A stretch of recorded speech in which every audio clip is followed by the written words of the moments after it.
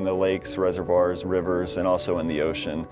It'll tell us about how sea level is rising along coastlines and in the open ocean, and really give us a good understanding of how surface water is moving about the Earth.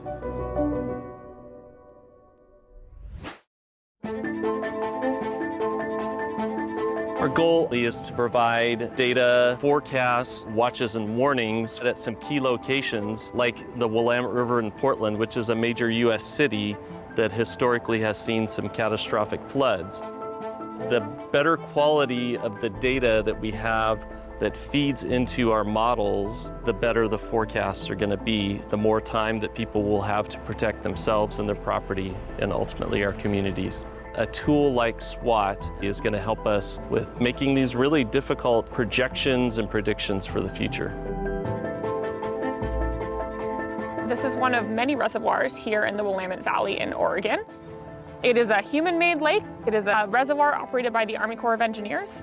The water managers here, they use weather prediction, they use hydrologic models, and the hope is that data like SWOT might be incorporated into those predictions to help them better understand this water body's filling and we don't want to overtop the dams, might want to start letting water out really quickly. They have to make a lot of complicated decisions.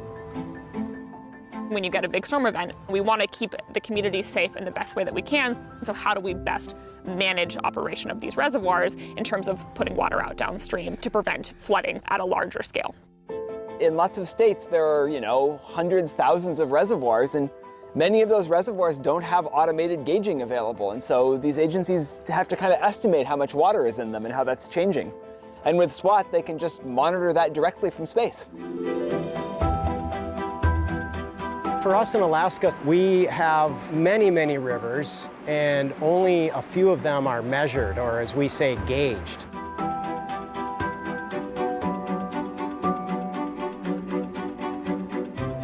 If we have data on when flooding is occurring or might occur, we can get crews out there to look at the bridge to make sure that the bridge and the associated roadway are still safe.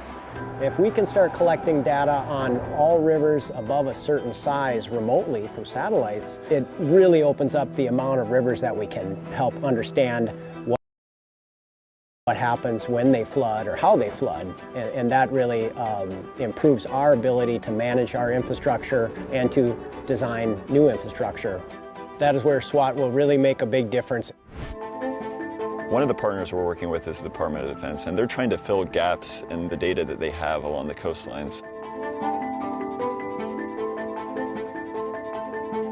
Our military is obviously very concerned about what's happening on global scales, and they have installations across the globe. So SWOT will potentially provide an opportunity to fill in some of those gaps, allow them to make the impact assessments that they need for sea level rise in their facilities. So trying to understand and give them the information they need to plan for and then potentially adapt to these changes is really critically important.